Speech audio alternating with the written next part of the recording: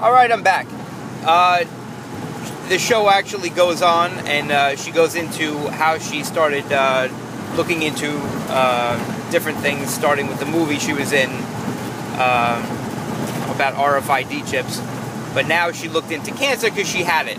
And she's starting to tell her story. So I figured, let me re-record this, and this way we'll have it. Alright, I don't know if anybody's ever going to watch this, but at least I'll have it. So, Mike, this is one of the beautiful days that you got sent out to fix Mike Boyle, well, to do Mike Boyle's work. And I'm driving out to Southampton from Centereach, doing 55 on rainy days or dry days. I'm going to slow down and let this guy merge in, because I'm learning a lot about traffic, because I'm driving so much more and so many different places. If people would just do the speed limit and not get pulled over, there wouldn't be so much traffic. Because then you get pulled over, and that's traffic. And then because of traffic, then somebody's going to hit somebody because they're not paying attention because they're on their stupid smartphone or making videos on their fucking iPad.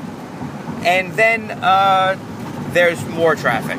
And, oh yeah, there's fatalities and accidents like the one that I went through. I'm in a very small percentage of the population, people. I don't know if you know this. But the local best hospital that people come in from all over the place to go to were calling me Miracle Boy because I lived through an accident that they didn't think I was going to make it from. Nobody understood, and here I am. But that's a whole nother story. I'll get into that at some other point. But in any case, if people would just drive 55, you could do all your stupid things because the world moves a lot slower. And I'm not advising to do these things because you are in charge of a missile that is very possibly going to kill people, as I was almost killed by a car. And you're forever going to be changed, damaged, broken, and you're never as good. You can try, and you can, do as much as you can, but, once, like a car, once it's in an accident, it'll never really be the same. Even more so with a living body that has evolved in ways that we can't understand to be such a perfect specimen. So first and foremost, everybody, try to stay out of accidents. But in any case, that's a story for another day. Here comes this lady who just survived cancer after having it for a year. She said the tumor was like the size of a rat or something, like 6 inches or something.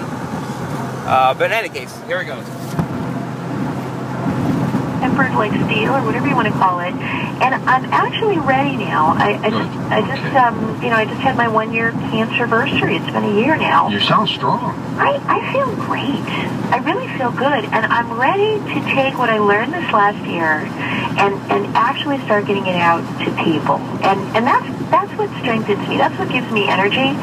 It's one thing when you're doing it for yourself and you're hunkered down and you're doing the research, and I can't tell you how many hundreds or even thousands of hours I've spent this year researching and reading and finding out what to do to save my life. And now that I've done it, it's the same thing I did when I wrote Spy Chips, and I was on your show back in, 2006.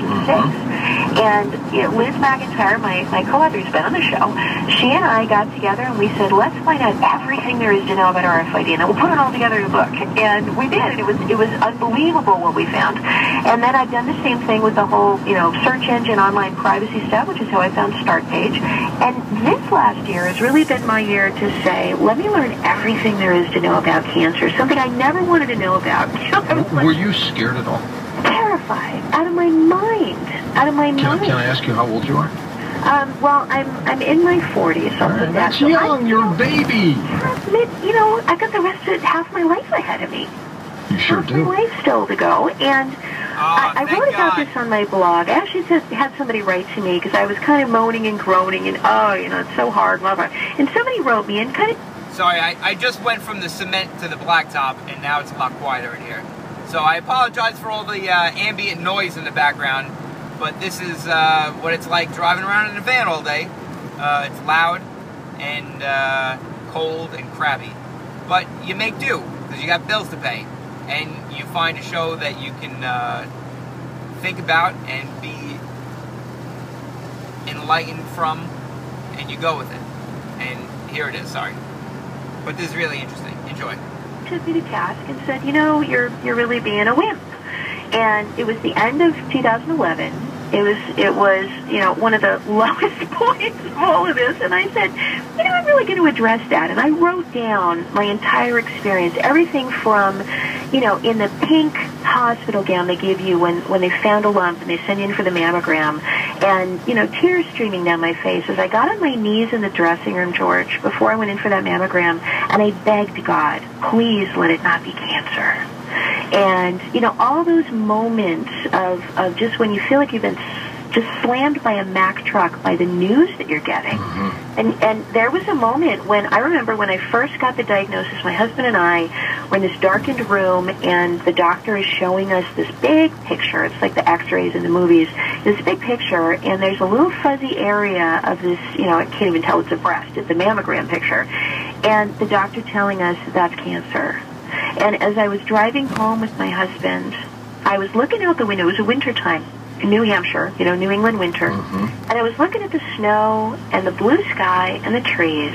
And the thought I had for the first time in my entire life, because we never think about the fact that we may die.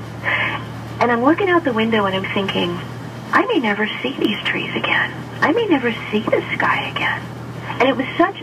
Correction, you will never see these again. At some point, the flesh dies and the experiences stop, and you go back to nirvana as spirit. So get that through your heads, kids. Cancer is in all of us. It's all a matter of how well you take care of your body, if it's going to grow. Sometimes it's infection from pharmaceuticals or other things. But cancer is there, and it is a reality. And the fact that most people die from heart attacks is actually because most people have cancer, which weakens their system, which gives them heart attacks. So I'm going to pause this now. Have a good night.